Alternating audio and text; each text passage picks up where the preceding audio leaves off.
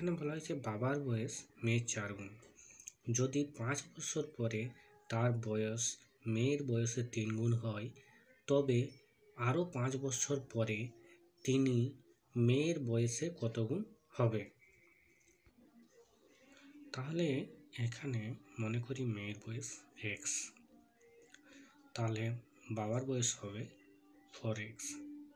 যেহেতু বলা হয়েছে বাবার বয়স মেয়ের বয়সের 4 গুণ, এবার বলা হয়েছে 5 বছর পর তার বয়স মেয়ের বয়সের 3 গুণ হয়।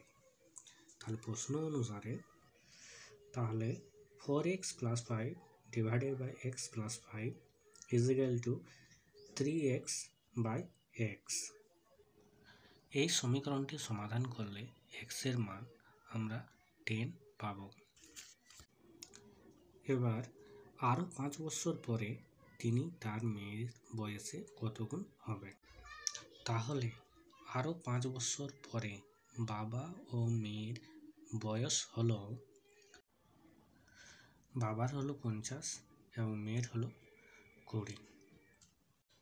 তাহলে উত্তর হলো 2.5 গুণ।